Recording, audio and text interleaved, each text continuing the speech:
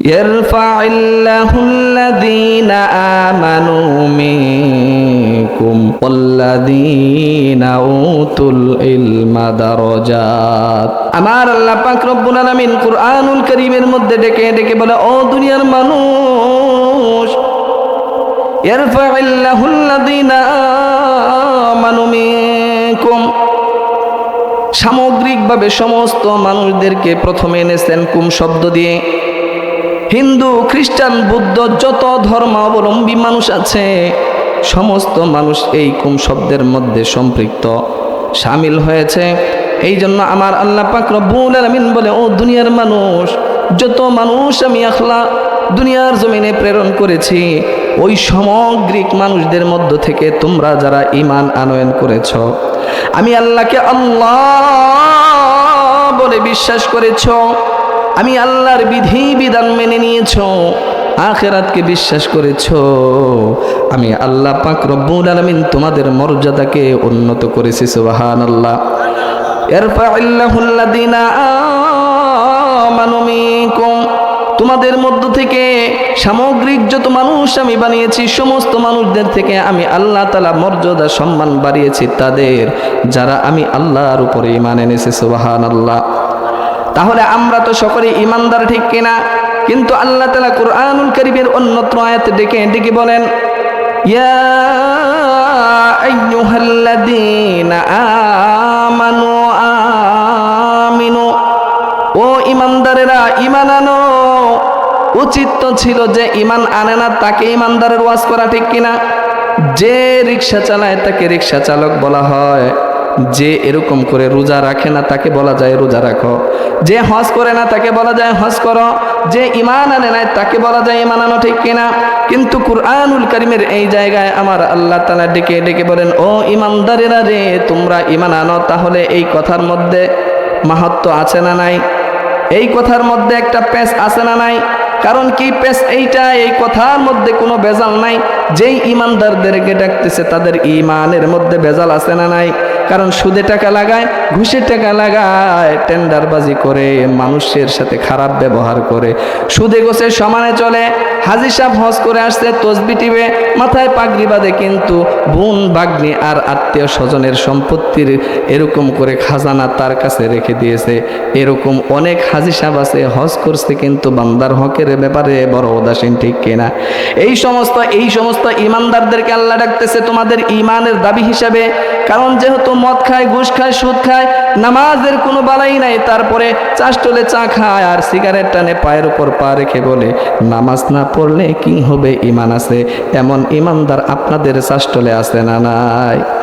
এই চাষটল থেকে এমন বড় বড় ফতোয়া ভেসে আসে, অথচ নবী আমার বলেন, লা সালাতা লাহু লা দীনা লাহু, যার নামাজ নাই তার দিন নাই।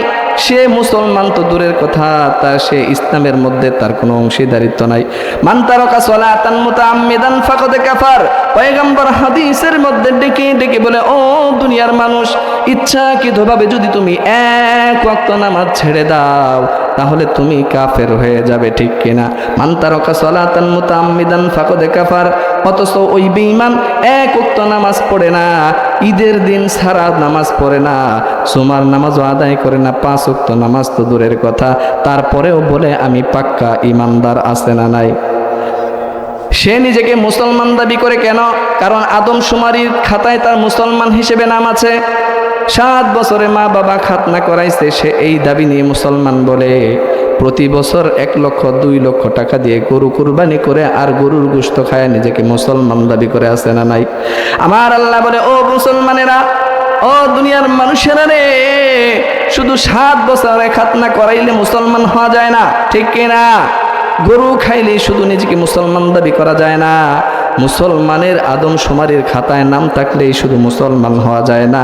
আমি আল্লাহর খাতায়ও তোমার নামটা মুসলমানের মধ্যে আছে না নাই জানা দরকার, আছে না নাই? আল্লাহ তাআলা এই জন্য বলেন, ও ঈমানদারেরা, ঈমান অর্থ বিশ্বাস। আমি আল্লাহকে বিশ্বাস করো, আখিরাতকে বিশ্বাস করো, পরকালকে বিশ্বাস করো, নবীজিদেরকে বিশ্বাস করো। সমস্ত 7টা বিষয়ের উপরে যারা বিশ্বাস করে তারা হচ্ছে ঈমানদার, ঠিক কিনা? তবে মুসলমান হইতে গেলে আরো কয়েকটা জিনিস লাগবে। ঈমান পরিপূর্ণ হয় 7 জিনিসে। জোরে বলেন কয় জিনিসে? আমি সেদিকে যাব না। আপনারা একটা কালেমা পড়ছেন ঈমানে মুফাসসাল, ঠিক কিনা? এখানে 7টা বিষয়ের কথা উল্লেখ করা হয়েছে। ঈমান পরিপূর্ণ হয় কয় জিনিসে? 7 জিনিসে। আর ইসলাম পরিপূর্ণ হয় 5 জিনিসে। নবীজি হাদিসের মধ্যে বলেন, বুনিয়াল ইসলামু আলা খামসিন শাহাদাতি আল্লাহ ইলাহা ইল্লাল্লাহ ওয়া আন্না মুহাম্মাদার রাসূলুল্লাহ ওয়া ইকামিস সালাহ ওয়া ইতাইজ যাকাহ ওয়াল হজ্জি ওয়া সাওমি রমাদান। আল্লাহু আকবার। ঈমান পরিপূর্ণ হয় কয় জিনিসে? 7 জিনিসে। ইসলাম পরিপূর্ণ হয় 5 জিনিসে। এই জন্য 7টা জিনিসের উপরে বিশ্বাস রাখা লাগবে। বিশ্বাস রাখছি কিন্তু বাস্তবায়ন করি না। নিজে এরকম বিশ্বাস করি কিন্তু কাজে পরিণত করি না, আমি মুমিন হতে পারবো না। 5টা বিধান যদি তোমার মধ্যে পরিপূর্ণভাবে থাকে, তাহলে এই 5টা বুনিয়াদের উপরে যদি তুমি নিজেকে প্রতিষ্ঠিত করতে পারো, তাহলে তুমি প্রকৃত মুসলমান, ঠিক কিনা? ঈমান অর্থ কি? বিশ্বাস। ইসলাম অর্থ কি? আত্মসমর্পণ করা, ঠিক কিনা? অনেকে বলে ইসলাম অর্থ শান্তি। ইসলাম অর্থ শান্তি না, না, ইসলাম অর্থ শান্তি না। ইসলাম শান্তির ধর্ম। ইসলাম কি? শান্তির ধর্ম। কিন্তু ইসলাম অর্থ হচ্ছে আত্মসমর্পণ করা। ওই ইসলাম থেকে আমরা হচ্ছি মুসলিম, মুসলমান। মুসলমান শব্দের অর্থ হচ্ছে আত্মসমর্পণকারী, ঠিক কিনা? কিসের সামনে আত্মসমর্পণ করবা মুসলমান? আল্লাহ বলে, আমি আল্লাহর যত বিধি বিধান আছে, যত হুকুম আহকাম আছে, সমস্ত বিধি বিধানের সামনে তোমার আপাদমস্ত তুমি আত্মসমর্পণ করা লাগবে। এই জন্য আমরা যদি মুসলমান হতে চাই, ইসলামের পরিপূর্ণভাবে ঢোকা লাগবে। এই কথাটাও আমার আল্লাহ তাআলা বলে, ইয়া আইয়ুহাল্লাযীনা আমানু উদখুলু ফিস-সিলমি কাফা। তুমি নামাজ পড়ো কিন্তু যাকাত আদায় করো না। আমার আল্লাহ ডেকে ডেকে বলে, উদখুলু ফিস-সিলমি কাফা, ঠিক কিনা? আল্লাহ তাআলা কি বলছেন? ইসলাম পরিপূর্ণ হয় কয় জিনিসে? বলেন। ইসলাম পরিপূর্ণ হয় 5 জিনিসে। 2টা সাক্ষী। 1 নম্বরের সাক্ষী আমাদের রবকে। আর জোরে বলেন, আমাদের রবকে, আমাদের পয়গম্বরকে। এই 2 বিষয়ের সাক্ষ্য দিতে হবে। 3 নম্বরে নামাজ কায়েম করতে হবে। 4 নম্বরে যাকাত আদায় করতে হবে। 5 নম্বরে আপনাকে এরকম হজ করতে হবে, এরকম রোজা রাখতে হবে। 2টা সাক্ষী আর 3টা বিষয়ের উপর যখন আপনি এই আমল করবেন, তখন আমার আল্লাহ বলবে, উদখুলু ফিস-সিলমি কাফা। বান্দা, তুমি মুসলমানের মধ্যে, ইসলামের মধ্যে পরিপূর্ণভাবে ঢুকেছ, ঠিক কিনা? নামাজ পড়ো, হজ করো না, তুমি পরিপূর্ণভাবে মুসলমান হতে পারো নাই। আল্লাহ তাআলা ডেকে ডেকে বলেন, উদখুলু ফিস-সিলমি কাফা। নামাজ পড়ছো, যাকাত দিছো, রোজা রাখছো, কিন্তু হজ ফরজ হইছে, হজ করো নাই। আল্লাহ তাআলা ডেকে ডেকে বলেন, উদখুলু ফিস-সিলমি কাফা। এই জন্য আমাদেরকে পরিপূর্ণ ইসলামের মধ্যে ঢোকা দরকার আছে না নাই? পরিপূর্ণভাবে ইসলামে ঢুকতে হবে, ঈমান আনতে হবে। আল্লাহ তাআলা এই জন্য বলেন, ইয়া আইয়ুহাল্লাযীনা আমানু, ও ঈমানদারেরা ঈমান আনো। কেমন ঈমান? কেমন ঈমান? আমরা যে দাবিদার ঈমান, এই হিসেবে প্রথম ডাকটা দিবেন, তোমরা যে মদ খাও, গাঁজা খাও, ফেন্সিডিল খাও, মানুষের হক নষ্ট করো, নামাজ পড়ো না, এই জন্য তোমরা তারপরে ঈমানদার। এই জন্য আমি বললাম, ইয়া আইয়ুহাল্লাযীনা আমানু। তারপরে আল্লাহ তাআলা বলেন, ঈমান আনো। কেমন ঈমান? আমানু কামা আমানান নাস। ঈমান আনো মানুষদের মতো, অর্থাৎ সাহাবায়ে কেরামের মতো। সাহাবারা যেমন ঈমান এনেছে ওরকম ঈমান আনা লাগবে, ঠিক কিনা? নামাজ নাই, পর্দা নাই, হালাল হারাম নাই, তারপরেও তুমি দাবি করো ঈমানদার, এই ঈমানে হবে না। ঈমান আনতে হবে খাব্বাবের মতো, ঈমান আনতে হবে উসমানের মতো, ঈমান আনতে হবে আলীর মতো, ঈমান আনতে হবে আব্দুল্লাহ ইবনে হুযাফার মতো। ও মা বোনেরা, ঈমান আনতে হবে সুমাইয়া রাদিয়াল্লাহু তাআলা আনহার মতো। জীবন দিয়েছে, ইজ্জত দিয়েছে, রক্ত দিয়েছে, কিন্তু ঈমান দেয় নাই। চিল্লায়া বলেন ঠিক কিনা? এই জন্য আমরা তো এমন ইমানদার, আব্দুল্লাহ ইবনে হুযাফাকে রোম সম্রাট বানায়া দেওয়ার ওয়াদা করা হয়েছিল, অফার করা হয়েছিল, কিন্তু আব্দুল্লাহ ইবনে হুযাফা বিশাল একটা সাম্রাজ্যের মোকাবেলায় তার ঈমানকে গ্রহণ করেছে, ঠিক কিনা? কিন্তু আমরা কেমন ইমানদার জানেন? এই যে ইলেকশনের সময় আসতেছে, আমাদের ঈমান মাপার থার্মোমিটার আসতেছে, ঠিক কিনা? এক কাপ চার কাছে যার ঈমান বিক্রি হয়, ওই ঈমান দিয়ে বাবা তুমি জান্নাতে যেতে পারবা না। ধানের শীষ আসতে বলছে কিসে ভোট দিবা? কয় নেতা আপনি চা খাওয়াইছেন আপনারই দিব। লাঙ্গল আসতে বলে আপনাকে দেব। এরকম দাড়িপাল্লা আসতে বলে আপনাকে দেব। ভোট কয়টা? একটা ভোট। তিনজনের কাছে তিনটা চা খায়, তিনজনের কাছেই সে ভোট দেওয়ার ওয়াদা করেছে। ঈমান আছে না গেছে? সুতরাং ঈমান এমন এক দামি দৌলত, হেলায় খেলায় এই ঈমান বিক্রি করা যাবে না, ঠিক কিনা?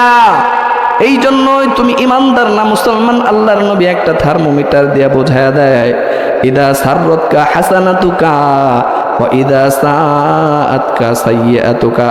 নেক কাজের মধ্যে আসলে, নেক কাজ করতে পারলে যদি তোমার অন্তর শান্ত হয়, প্রশান্ত হয়, আনন্দিত হও, তাহলে বুঝবা তোমার ঈমান আছে। পক্ষান্তরে যদি গুনার কাজ করে তুমি মজা পাও, তোমার মনের মধ্যে কোনো কষ্ট লাগে না, তাহলে বোঝা যাবে তোমার ঈমানটা নষ্ট হয়ে গেছে, ঠিক কিনা? এই যে এখানে আপনারা আসছেন, ভালো লাগতেছে না খারাপ লাগতেছে? যদি কারো মনে হয় কর্তৃপক্ষ আপনাদেরকে বাধ্য করেছে, এলাকার মাতাব্বর না গেলে কেমন হয়? এর থেকে বসে বসে যদি চা স্টলে বসে একটা বাংলা সিনেমা দেখতাম আর দুইটা সিগারেট খাইতে পারতাম, ভাল লাগতো। এই চিন্তা যার হৃদয়ের মধ্যে আসবে, বোঝা যাবে তার ঈমান গেছে না আছে। আর যে মানুষটা মসজিদে গেলে শান্তি পায়, মাদ্রাসায় দান করলে শান্তি পায়, দিনের কাজ করলে তার অন্তরের মধ্যে শান্তি লাগে, তার ঈমান আছে, ঠিক কিনা? নবীজি বলেন, ইদা সাররাতকা হাসানাতুকা ওয়া ইদা সাআতকা সাইয়্যাতুকা। ও যুবক ভাই, তুমি একটা সিনেমা শুরু থেকে দেখতে পারলে বড় শান্তি পাও। একটা সিন যদি চলে যায় আফসোস লাগে, আহারে সামনে দিয়ে জানি কি ছিল দেখতে পারলাম না। ঈমান আছে না গেছে? এমন যুবক আছে না নাই? রাত 2টার সময় IPL BPL বিশ্বকাপ খেলা হবে, টুর্নামেন্ট, সেটার জন্য সন্ধ্যা থেকে পর্দা টানায়া সেই 11টা থেকে সামনের কাতারে বসে আছো। পিলাররা কিভাবে নামবে, কিভাবে বল শট দিবে, কিভাবে প্র্যাকটিস করবে, এটা দেখার জন্য যুবক ভাইয়েরা তোমরা পর্দা লাগায় বসে আছো। বোঝা যাবে ওই কাজের মধ্যে মজা পাও, শান্তি পাও, তাহলে তোমার ঈমানের ঘরে ঘাটতি আছে না নাই? আর যেই যুবক নীরবে নিভৃতে আল্লাহর প্রেম আর ভালোবাসা পাওয়ার জন্য এরকম মজলিসের আয়োজন করে, মসজিদে যায়, মাদ্রাসায় যায়, উলামায়ে কেরামের সান্নিধ্যে সময় কাটায় শান্তি পায়, বোঝা যাবে ওর ঈমান আছে, ঠিক কিনা? এই জন্য বলতেছিলাম, যত হুকুম আহকাম, যত বিধিবিধান আছে, সমস্ত বিধিবিধান একটা হুকুমের উপর নির্ভরশীল। সেই হুকুমের নাম কি? ঈমানের হুকুম। যার ঈমান আছে তার সমস্ত কিছুই আছে, যার ঈমান নাই তার কিছুই নাই, ঠিক কিনা? এই জন্য মুসলমান ভাইয়েরা সর্বপ্রথম ঈমানদারদের দাম, ঠিক কিনা? আল্লাহ তাআলা বলে, ইরফা'iল্লাহুল্লাযীনা আমানু মিনকুম, তোমাদের মধ্য থেকে যারা ঈমান এনেছো, আমি আল্লাহকে আল্লাহ বলে স্বীকার করেছো, 7টা বিষয়ের উপরে তোমরা বিশ্বাস এনেছো, 5টা জীবন তোমাদের জীবনে বাস্তবায়ন করেছো, আমি আল্লাহ তাআলা বললাম, উদখুলু ফিস-সিলমি কাফা, তোমরা ইসলামে পরিপূর্ণভাবে ঢুকে গেছো। আর তোমাদের জন্য আমি আল্লাহর পক্ষ থেকে 2টা জান্নাতের ওয়াদা করলাম। সুবহানাল্লাহ। যারা ঈমানদার তাদের জন্য আল্লাহ তাআলা, যারা ঈমানদার তারা আল্লাহকে ভয় করে, ঠিক কিনা? ইয়া আইয়ুহাল্লাযীনা আমানুত্তাকুল্লাহ, যারা আমি আল্লাহকে ভয় করে, যারা আমি আল্লাহর ভয় নিয়ে চলে, আমি আল্লাহ তাআলা তাদেরকে 2টা জান্নাতের ওয়াদা করছি। কয়টা? ওয়ালিমান খাফা মাকামা রাব্বিহি জান্নাতান।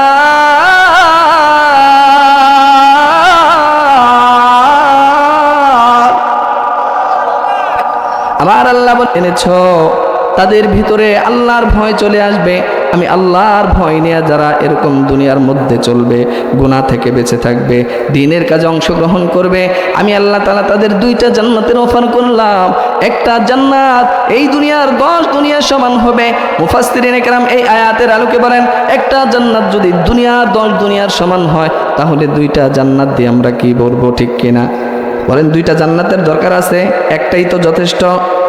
ও দুনিয়ার মানুষ, মুফাসসিরিন ইকরাম এই আয়াতের আলোকে বর্ণনা করেন, একটা জান্নাত তো আমি আল্লাহ তাআলা, আমি আল্লাহকে ভয় করে নেওয়ালা বান্দাদের জন্য রিজার্ভ করে রাখবো, আর একটা জান্নাতের সুখ শান্তি নাজ নিয়ামত দিয়া এই দুনিয়ার জমিনটাকে আমি আল্লাহ তাআলা তাদের জান্নাতি জীবন বানায়া দেব। সুবহানাল্লাহ। এই দুনিয়ার জমিনে সুখ শান্তি সফলতা কামিয়াবি দরকার আছে না নাই? বলেন আছে না নাই? তাহলে যারা আল্লাহর ভয় নিয়ে ঈমান নিয়ে চলবে, নেক আমল করবে, তারা দুনিয়ায়ও বাদশা আখিরাতেরও বাদশা, ঠিক কিনা? এই জন্য যারা আল্লাহর ভয় নিয়ে চলবে তারা কখনো ওজনে কম দিতে পারে না। যাদের ভিতরে আল্লাহর ভয় থাকবে সে এরকম বোন বাগনিদের ফুফুদের সম্পত্তি ঠকায়া খাইতে পারে না। যাদের এরকম আল্লাহর ভয় চলে আসবে, ঈমানের দৌলত নিয়ে চলবে, ওই মানুষগুলা কখনো এরকম করে মদ খাইতে পারে না, গাঁজা খাইতে পারে না, অন্যের মাথার মধ্যে পিস্তল ঠেকায়া গুলি করতে পারে না। এই দুনিয়ার জমিনে যাদের ভিতরে আল্লাহর ভয় থাকবে তাদের বিবি বাচ্চাকে উলঙ্গ বেহায়া বানায়া, এরকম করে বেপরদা বানায়া মার্কেটে আর রাস্তায় ছেড়ে দিতে পারে না, ঠিক কিনা? কারণ এই ব্যাপারে আল্লাহর কাছে জবাব দেওয়া লাগবে কি লাগবে না? তুমি কোন দল করেছ, তুমি দেশের জন্য কি করেছ, তুমি সমাজের জন্য কি করেছো, এই প্রশ্ন তোমাকে আগে করা হবে না। আমার আল্লাহ পাক রব্বুল আলামিন সর্বপ্রথম তোমাকে জিজ্ঞেস করবে, ও দুনিয়ার মানুষ, ও ফ্যামিলির কর্তা, তুমি তোমার নিজেকে বাঁচাইছো কিনা, নিজেকে দিনের উপর চালাইছো কিনা, তোমার সন্তান বিবি বাচ্চা তোমার যারা অধীনস্থ ছিল তাদেরকে দিনের তালিম দিয়েছে কিনা জিজ্ঞেস করবেন যিনি তিনি কে।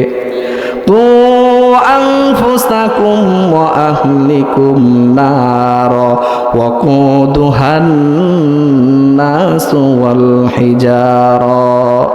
হে ইমানদারেরা, তুমি নিজেকে জাহান্নাম থেকে সর্বপ্রথম বাঁচাও, তোমার আহাল পরিবার বর্গকে বাঁচাও। যদি তুমি নিজেকে, তোমার ফ্যামিলির মানুষদেরকে জাহান্নামের আগুন থেকে বাঁচাইতে না পারো, তাহলে তুমি এই মানুষ, তোমরা আর ওই পাথর আমি আল্লাহ তাআলা জাহান্নামের লাকড়ি বানায়া অনন্তকাল জাহান্নামে জ্বালাবো। বলেন নাউজুবিল্লাহ। সুতরাং ফ্যামিলির মানুষদেরকে বাঁচানোর দরকার আছে না নাই? নিজেকে বাঁচানোর দরকার আছে না নাই? কিসে থেকে? জাহান্নামের ওই ইন্ধন, ওই আগুন থেকে, যেই আগুনের ইন্ধন পাথর আর মানুষ হবে। চিল্লায় বলেন ঠিক কিনা? এই জন্য নিজেদেরকে বাঁচাইতে হবে। এই জন্য নিজে তুমি ব্যক্তি জীবনে ইসলাম কায়েম করো, 5টা জিনিস বাস্তবায়ন করো। ব্যক্তি জীবনে, পারিবারিক জীবনে, সামাজিক জীবনে, রাষ্ট্রীয় জীবনে, আন্তর্জাতিক অঙ্গন পর্যন্ত তোমাকে ইসলামের মধ্যে পরিপূর্ণভাবে ঢুকতে হবে। এই জন্য এই কয়েকটা জিনিসের উপর যেই বান্দাগুলা আমল করে চলতে পারবে, আমার আল্লাহ পাক রব্বুল আলামিন তাদের জন্য 2টা জান্নাতের ওয়াদা করেছেন। সুবহানাল্লাহ। এই জন্য আমি যেই কথা বলতেছিলাম, 1 নম্বরে সমস্ত মানুষদের মধ্য থেকে প্রথমত যত মাখলুক আল্লাহ তাআলা বানিয়েছেন, সমস্ত মাখলুকের মধ্যে আল্লাহ বড় প্রেম দিয়া, বড় মায়া দিয়া, বড় মুহাব্বত দিয়া মানুষদেরকে বানিয়েছেন, ঠিক কিনা? আবার এই মানুষদের থেকে যাদের মর্যাদা উন্নত করেছেন, যাদেরকে আল্লাহ তাআলা ঈমানের দৌলত দান করেছেন, ওই মানুষগুলাকে আল্লাহ তাআলা এই পৃথিবীর মধ্যে সম্মান আর মর্যাদা বাড়িয়ে দিয়েছেন। আল্লাহু আকবার।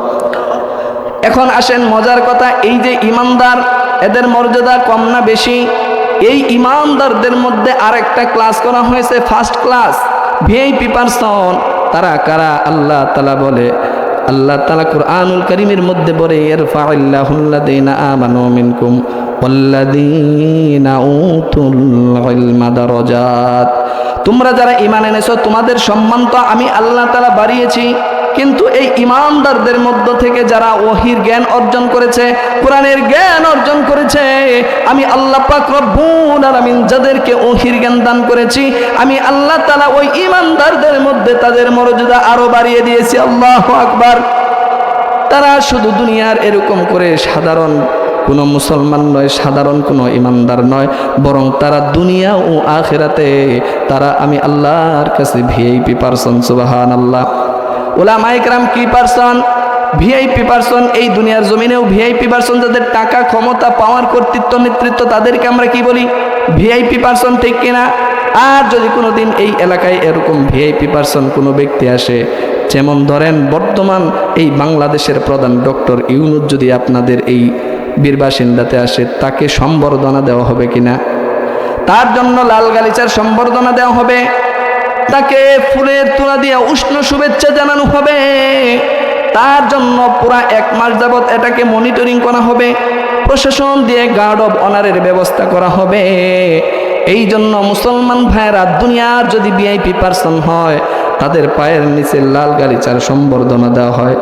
এটা কি পুরা রোডের মধ্যে দেওয়া হয় না অল্প জায়গা? দুনিয়ার এরকম প্রশাসনের প্রোটোকল দেওয়া হয়। আমার আল্লাহ তাআলা বলে এই দুনিয়ার জমিনে আমি যাদেরকে ওহীর জ্ঞান দিয়েছি, কোরআনের জ্ঞান দিয়েছি, ওই মানুষগুলাকে আমি আল্লাহ তাআলার কাছে ভিআইপি পারসন। সুবহানাল্লাহ। আমি আল্লাহ দুনিয়ার কোনো প্রশাসন নয়, ওই কোরআনের তালিবুল ইলমদের সম্মানে মর্যাদায়, কোরআনের মর্যাদায় আমি আল্লাহ আমার নূরের রহমতের ফেরেশতাদের সংবর্ধনা দিয়ে দেই। সুবহানাল্লাহ। দুনিয়ার জমিনে ভিআইপি পারসনদের পায়ের নিচে লাল গাছের সংবর্ধনা দেওয়া হয়, আর আমি আল্লাহ পাক রব্বুল আলামিন ওই তলবে ইলম কোরআন পড়নেওয়ালা ব্যক্তিগুলা, ওহীর জ্ঞান অর্জন করা ব্যক্তিদের জন্য আমি রব্বে কারীম কিসের সংবর্ধনা দেই জানো মানুষ? তোমরা দেখো একজন ছোট ছেলে, তার পায়ের নিচে কোনো কি নাই, পায়ের নিচে সিরা জুতা, খালি পায়ে হাঁটে। আমি আল্লাহ বলি না না না, আমি আল্লাহ পাক রব্বুল আলামিন আমার রহমতের নূরের ফেরেশতাদের সংবর্ধনা তাদের পায়ের নিচে 24 ঘন্টা দিয়ে দেই। সুবহানাল্লাহ।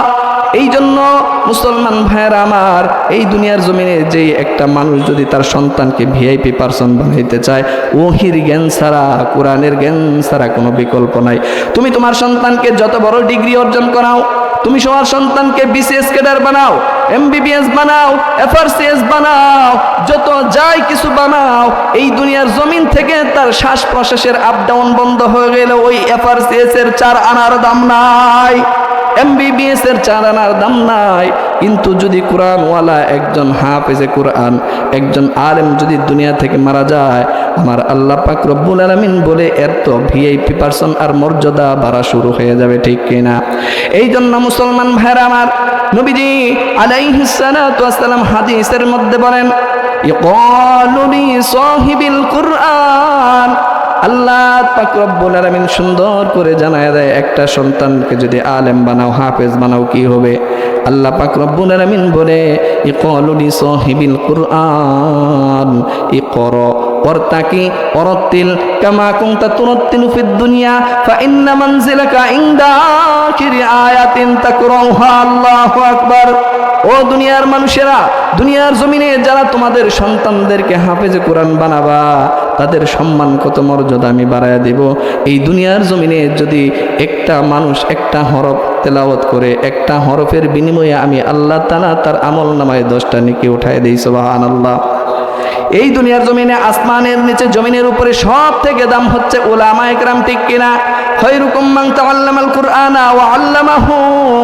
এই দুনিয়ার জমিনে যারা কোরআন পড়ে, কোরআন পড়ায়, নিজে কোরআনের জীবন গড়ে অন্যদেরকে কোরআনের জীবন গড়ার আহ্বান করে, আসমানের নিচে জমিনের উপরে তাদের সম্মান মর্যাদা আমি আল্লাহর কাছে সব থেকে বেশি, ঠিক কিনা? শুধু তাই নয়, একজন মানুষ কোরআন বুঝতে পারে নাই, বুঝাইতে পারে নাই, কিন্তু কোরআন তেলাওয়াত করতে করতে করতে তার মেমোরির মস্তিষ্কে সেভ করে ফেলেছে, তার মর্যাদা কেমন? আল্লাহ পাক রব্বুল আলামিন বলেন, ও হাফেজ সাহেবেরা, দুনিয়ার জমিনে তুমি যেইভাবে তেলাওয়াত করতা, তুমি আজকে হাসরের ময়দানে তেলাওয়াত করো আর তুমি চড়তে থাকো। ইকরা ওয়ারতাকি ওয়ারাতিল কামা কুনতা তুরাতিলু ফিদ দুনিয়া ফা ইন্না মানজিলাকা ইনদা আখিরি আয়াতিন তাকরাউহা। তুমি দুনিয়ার জমিনে যেইভাবে তেলাওয়াত করতা, ওইভাবে আজকে হাসরের ময়দানে তেলাওয়াত করো আর আমি আল্লাহর জান্নাতে চড়ো। একটা করে আয়াত তেলাওয়াত করবা, আমি এক একটা জান্নাতের বাগান, জান্নাতের মহল দিয়ে দেব। সুবহানাল্লাহ। একটা হাফেজ সাহেব তার মস্তিষ্কের মণিকোঠায়, হৃদয়ের মধ্যে 6666টা আয়াতকে সেভ করতে যদি পারে, পরবর্তী লাইফ স্টাইল যদি সেইভাবে চালাইতে পারে, আমার আল্লাহ পাক রব্বুল আলামিন বলেন, আমি আল্লাহ পাক রব্বুল আলামিন ওই কুরআনের হাফেজ সাহেবকে ওই আখিরাতের ময়দানে জান্নাতে 6666 তালা বিল্ডিং আমি আল্লাহ তাআলা দিয়ে দেব। সুবহানাল্লাহ। ও দুনিয়ার মানুষেরা রে, কান খুলে শুনে রাখো, আমি এমন জান্নাতে এমন মহল দেব, যেই মহল তোমরা কোনোদিন তোমাদের চোখে দেখো নাই, তোমরা কোনোদিন কল্পনাও করতে পারো নাই। এক একটা ইট হবে রূপার, এক একটা ইট হবে স্বর্ণের, এক একটা ইট হবে হীরামণি মুক্তার, আর ওই জান্নাতের ফ্লোরটা করা হবে জবরদস্ত পাথর দিয়ে। আল্লাহু আকবার। ও দুনিয়ার মানুষ, দুনিয়ার বিল্ডিং বানাইতে ইট কাঠ পাথর লাগে, আর এই ইটকে এরকম জোড়া দেওয়ার জন্য ইট আর সিমেন্টের মিশ্রণ ব্যবহার করা হয়, ঠিক কিনা? আমার আল্লাহ ডেকে ডেকে বলেন, ও দুনিয়ার মানুষ, আমি জান্নাতের মধ্যে যেই বাগানটা, যেই মহলটা তোমাকে দিব, ওই মহলের এই স্বর্ণ রূপার ইটগুলা গাঁথুনি দিতে যাইয়া আমি যেই মিশ্রণটা ব্যবহার করব, সেই মিশ্রণটা হচ্ছে জাফরান দিয়া আমি এরকম করে লাগাইয়া দিব। সুবহানাল্লাহ। এত দামি একটা ঘর কিসের বদলে? কোরআনের হাফেজ হওয়ার বদৌলতে। এখন বলতে পারেন, আমার সন্তান তো হাফেজ হইল, কষ্ট করে পড়াশোনা করাইলাম না খায়া, এত কষ্ট করে মাদ্রাসার মায়া মোহাব্বত ত্যাগ করে সন্তানকে হাফেজে কোরআন বানাইলাম, তাহলে সন্তান তো ওই জান্নাতে মহল পাইল, আমি মা, আমি বাবা, আমি দাদা, নানা হিসেবে আমার জন্য কি কিছু থাকবে না? এই কথাটাও আমার আল্লাহ পাক রব্বুল আলামিন জানায় দেয়, من قرأ القرآن فاستظهره فأحل حلاله وحرم حرامه أدخله الله الجنة وشفعه في 10 من أهل بيته كلهم قد وجبت له النار বলেন আমিন। আল্লাহ পাক রব্বুল আলামিন বলে, তোমার সন্তানটাকে তুমি কষ্ট করে মানুষ করেছো, হাফেজ বানিয়েছো, আলেম বানিয়েছো, তুমিও বঞ্চিত হও নাই। আমি আল্লাহ পাক রব্বুল আলামিন তোমার সন্তানের মর্যাদা বাড়ার সাথে সাথে তোমার মর্যাদা এই পরিমাণ বাড়িয়েছি। তোমার সন্তান যদি কোরআন পড়ে, কোরআন অনুযায়ী জীবন করে, কোরআনের হালালকে হারাম জানে, হারালকে হারাম জানে, তার লাইফ স্টাইল চালায়, আমি তোমার সন্তানকে জান্নাত তো দিব। আমি আল্লাহ পাক রব্বুল আলামিন তোমার ফ্যামিলি থেকে গুনাহের কারণে, পাপের কারণে আল্লাহ পাক রব্বুল আলামিন যদিও আমি তোমাদেরকে জাহান্নামের ফয়সালা করে দেব, এমন 10 জন জাহান্নামীকে সুপারিশ করার পারমিশন আমার আল্লাহ একজন হাফেজে কোরআনকে দিয়ে দিবেন। সুবহানাল্লাহ। লাভ হইছে না লস হইছে? ওরে মুমিন, জীবনে কত গুনাহ করেছি, কত পাপ করেছি, কত অপরাধ করেছি, কত নামাজ ছেড়ে দিয়েছি, এমন কোন আমল জীবনে জিন্দেগিতে নাই যেটা আল্লাহর কাছে পেশ করে বলবো, আল্লাহ জীবনে কত গুনাহ করেছি, কত পাপ করেছি, বন্ধু বান্ধবের আড্ডায় পড়ে করেছি, শয়তানের দোকায় পড়ে করেছি, কত এরকম নামাজ ছেড়ে দিয়েছি। আল্লাহ আজকে এই আমলটার বদলতে তুমি আমাদেরকে মাফ করে দাও। বলেন, এমন কোন আমল পেশ করার মতো আমাদের জীবনে আছে? কত গুনাহ করেছি, কত পাপ করেছি। এই জন্য একটা সন্তানকে আলেম বানায়া যাও, একটা সন্তানকে হাফেজে কোরআন বানায়া যাও। যদিও দুনিয়ার জমিনে গুনাহ পাপ করার কারণে, অপরাধ করার কারণে জাহান্নামের ফয়সালা হয়ে যাবে, সেদিন এই হাফেজে কোরআন সন্তান তোমার পক্ষে সুপারিশ করবে, আর তোমাকে না নিয়ে এই সন্তান কোনোদিন জান্নাতে যাবে না। সুবহানাল্লাহ। শুধু তাই নয়, নবীজি আমার আরো জানায়া দেন, এই দুনিয়ার জমিনে যেই সন্তানটাকে ঠান্ডার সময় সেই গভীর রজনীতে আমাদের হেফজখানায় মাদ্রাসায় ছাত্রগুলা কষ্ট করে কিনা, মা বাবা বাড়িতে থাকলে তাকে মুখে ওঠায় খাবার খাওয়াই দিত, পোশাক পরাই দিত, বিছনাটা করে দিত, কিন্তু যেই হেফজখানার ছাত্রগুলা গভীর রজনীতে ওঠে, যখন তামাম দুনিয়ার মানুষগুলা আরামে ঘুমায়, এই যে কষ্ট করে ওঠে, ঠান্ডা পানিতে ওযু বানায়, কি খাবার খায়, স্বাদ হোক মজা হোক বলার কোনো সুযোগ নাই, ঠিক কিনা? বাড়িতে থাকলে বলে, ডাউল দিয়ে খাবো না, এটা দিয়ে খাবো না, আমার জন্য এটা ওটা করে দাও। ওই যে কষ্ট করে, মেহনত করে গভীর রজনীতে উঠে নিজের খাবার নিজে খায়, নিজের কাপড় নিজে ধোয়, নিজের বিছনাটা নিজে করে, এই যে কষ্ট করে মা বাবা এই সন্তানের মায়া ত্যাগ করে তাকে মাদ্রাসায় রাখে, এত কষ্ট করে যেই সন্তানগুলো হাফেজে কোরআন হবে, এই হাফেজে কোরআন আর আলেমদের মর্যাদা কম না বেশি? তাদের মা বাবার মর্যাদা কম না বেশি? কেমন বেশি? এই যে আজকে এখানে একটা মঞ্চ কায়েম করা হয়েছে, একটা চেয়ার দেওয়া হয়েছে, ঠিক কিনা? আমার আল্লাহ পাক রব্বুল আলামিন বলে, দুনিয়ার জমিনে যেই সন্তানগুলোকে যেই মা বাবা কষ্ট করে হাফেজ বানাবে, আলেম বানাবে, কোরআনের ধারক বাহক বানাবে, আমি আল্লাহ পাক রব্বুল আলামিন হাসরের ময়দানে আরশে আজিমের নিচে এরকম করে মেশকের টিলার মধ্যে এরকম একটা আয়োজন করব, মাহফিলের আয়োজন। সমস্ত হাসরবাসীরা সেটা দেখবে। ওই হাফেজে কোরআনের মাকে বাবাকে এরকম করে মতির মেম্বারে বসায়া আমি এমন একটা নূরের টুপি তার মাথায় পরায়া দিব, যেই টুপিটার আলো সূর্যের আলোর থেকে 1000 গুণ হবে। সুবহানাল্লাহ। এই দৃশ্যটা দেখে সমস্ত হাসরবাসী কিংকর্তব্য বিমূঢ় হয়ে যাবে। ওই হাসরবাসী ডেকে ডেকে বলবে, আল্লাহ এদের এত সম্মান মর্যাদা কেন, কিভাবে হলো? এরা কি কোনো পয়গাম্বর ছিল? বলে না। এরা কি কোনো পয়গাম্বর ছিল? কোনো আল্লাহর ওলি পীর বুজুর্গ মাশায়েখ ছিল? বলে না না না। বলে এরা কি পয়গম্বরদের মা বাবা ছিল? বলে এরা পয়গম্বরদের মা বাবাও ছিল না। তাহলে হাসরের ময়দানে তাদের এত মর্যাদা কেন? আল্লাহ পাক রব্বুল আলামিন জানায়া দিবে, ও দুনিয়ার মানুষেরা রে, ও হাসরবাসী, এই যে আজকে যাদেরকে নূরের টুপি পরায়া মতির মেম্বারে বসায়া সম্মান আর ইজ্জত আমি আল্লাহ দিলাম, এটা একমাত্র সন্তানকে কোরআনের হাফেজ আর আলেম বানানোর বদলেতে। সুবহানাল্লাহ। এরা দুনিয়ার জমিনে কষ্ট করে সন্তানকে পেটে পাথর বেঁধে না খেয়ে কষ্ট করে মায়া মুহাব্বতকে ত্যাগ করে সন্তানদেরকে মাদ্রাসায় রেখে আলেম বানাইছে, হাফেজ বানাইছে, যার বদলতে আমি আল্লাহ তাআলা তাদের মা বাবাকে আজকে এই সম্মান আর সম্বর্ধনা দিয়ে দিলাম। সুবহানাল্লাহ। এখন আমাদের ওই সম্মান অর্জন করার দরকার আছে না নাই? এখন তো আমরা চিন্তা করি আমি ভিআইপি, আমি এলাকার মাতাব্বর, আমি চেয়ারম্যান মেম্বার, আরে আমি এমপি, আমার সন্তান মোল্লা মুন্সি হয়ে মসজিদে মসজিদে নামাজ পড়াবে, এটা কি শোভা পায়? একটা সময় দেখতাম শুধু নিম্ন শ্রেণীর মানুষটাই মাদ্রাসায় পড়াইতো, ঠিক কিনা? কিন্তু এখন পরিবর্তন, প্রেক্ষাপট পরিবর্তন হয়েছে। সন্তানকে যদি ভিআইপি বানাইতে চাও, সন্তানকে যদি দুনিয়ার সামগ্রিক কল্যাণ দিতে চাও, তাহলে এই কোরআনের জ্ঞান ছাড়া বিকল্প কোনো ব্যবস্থা নাই, ঠিক কিনা? এই জন্য আল্লাহ পাক রব্বুল আলামিন বলেন, ওয়ামাই ইউতাল হিকমাতা ফাকাদ উতিয়া খায়রান কাসীরা। এই দুনিয়ার জমিনে আমি আল্লাহ তাআলা যাদেরকে ওহীর জ্ঞান দিয়েছি, কোরআনের জ্ঞান দিয়েছি, তাদেরকে পৃথিবীর সামগ্রিক কল্যাণ আমি আল্লাহ তাদেরকে দিয়েছি, ঠিক কিনা? যে কোরআন পেল সে সব পেল, যে আল্লাহকে পেল সে সব পেয়ে গেল, যে কোরআন পেল না, আল্লাহকে পেল না, দুনিয়ার সব কিছু পাওয়ার পরেও সে নিঃস্ব, ঠিক কিনা? তাহলে আমরা চাই কি চাই না আমার সন্তানটা ভিআইপি পারসন হোক, দুনিয়ার সামগ্রিক কল্যাণ পেয়ে যাক, এটা আমরা চাই কি চাই না? যদি এটা চাই তাহলে ওই সন্তানকে আপনারা মাদ্রাসায় ভর্তি করে দেন। এখানে নুরানি মাদ্রাসা আছে না নাই?